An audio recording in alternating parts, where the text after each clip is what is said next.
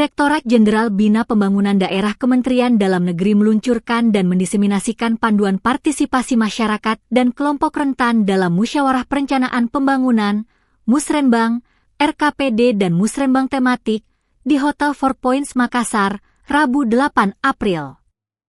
Panduan ini ditujukan untuk memperkuat keterlibatan kelompok rentan dalam proses perencanaan pembangunan daerah secara lebih terstruktur dan inklusif. Kegiatan peluncuran dan diseminasi tersebut menjadi bagian akhir dari rangkaian penyusunan panduan yang telah berlangsung sejak tahun 2025. Panduan tersebut diharapkan dapat menjadi acuan bagi pemerintah daerah dalam memastikan keterlibatan kelompok rentan dalam dokumen perencanaan pembangunan, termasuk RKPD dan APBD. Direktorat Perencanaan, Evaluasi dan Informasi Pembangunan Daerah, PEIP. Kementerian Dalam Negeri, Dwi Mei Kusumowardani, menjelaskan bahwa kegiatan ini memiliki sejumlah tujuan strategis bagi pemerintah daerah dan pemangku kepentingan.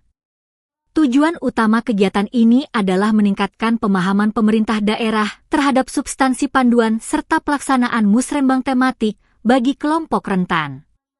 Selain itu, kegiatan ini juga diarahkan untuk meningkatkan kapasitas pemerintah daerah dalam memanfaatkan Sistem Informasi Pemerintahan Daerah atau SIP. Pemanfaatan sistem tersebut dinilai penting untuk memastikan keterlibatan kelompok rentan tercatat secara sistematis dalam dokumen perencanaan. Tujuannya untuk meningkatkan pemahaman pemerintah daerah dan pemangku kepentingan terkait.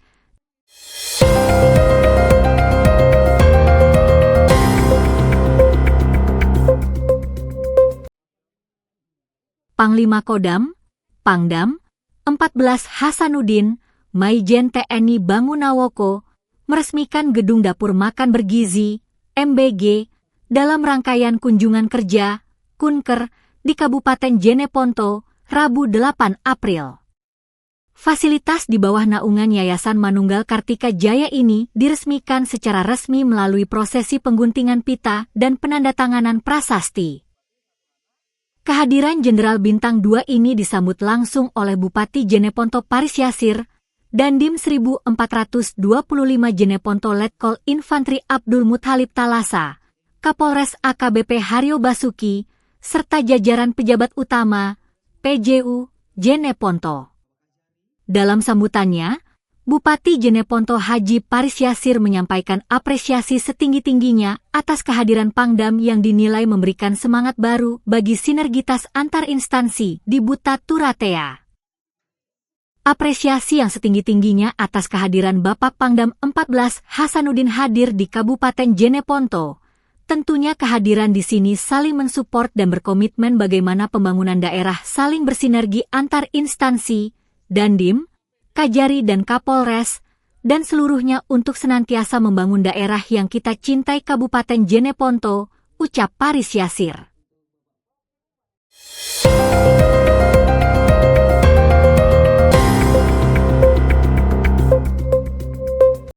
Ya, dan tentu beliau ingin mendefinitifkan semua kepala puskesmas supaya jelas pertanggungjawabannya, kewenangannya jelas bahwa ini pejabat adalah pejabat definitif, bukan pelaksana tugas. Sehingga ini betul-betul serius. Karena kan misi-misi beliau tentu di bidang kesehatan banyak sekali yang harus dituntaskan. Nah, jadi kemarin atas perintah beliau, dasar perintah beliau, kita sudah melaksanakan tes wawancara. Kemudian ada juga nanti hasil uji kompetensinya, dan itu memang juga akan kita masukkan di dalam pemetaan terkait mengenai peta potensi dari ASN itu.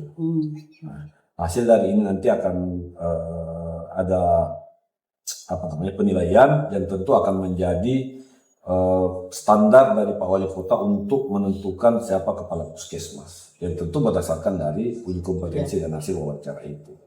Nah, ini insya Allah akan juga mudah-mudahan ini bisa akan disatukan juga dengan untuk kepala sekolah supaya ini bisa efektif. Karena ini bisa harus cepat dilaksanakan. Ini cepat dilaksanakan untuk terkait mengenai kepala sekolah dan kampus. Berapa banyak temannya itu? Ini kan kita terbagi, Oh ya, iya. kita terbagi. Saya saja itu ada 5.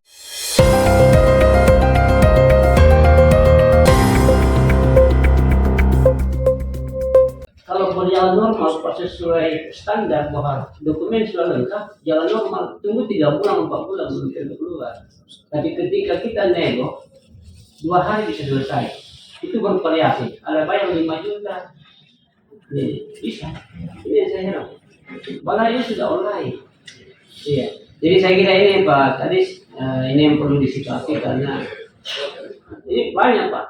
Dan saya banyak temukan. Ada fakta. Dan termasuk saya telah bunuh. Termasuk saya korban. Termasuk isi PPG Pak, saya kira ini juga harus dihormati pada saya. Ini yang diperkaya sekarang ini terkait isi PPG ini adalah konsultan. Saya jujur saja mengurus IMB sekolah itu saya harus bayar, padahal ini TK. Saya harus bayar 30 juta untuk konsultan. Sementara retribusi yang masuk di daerah itu tidak seberapa. Ini saya kira pemerintah provinsi ini harus menyuarakan secara nasional karena ini jujur ini konsultan di luar ini yang dipakai. Dan tidak ada standar. Tadi apa yang saya bilang Pak Astro, tidak ada standar Pak. Seenaknya ngomong, saya menyampaikan. Saya mau mengurus izin bangunan untuk yayasan untuk sekolah. Saya kadang-kadang miris Pak. Negara semakin maju, teknologi semakin maju, tapi ujung-ujungnya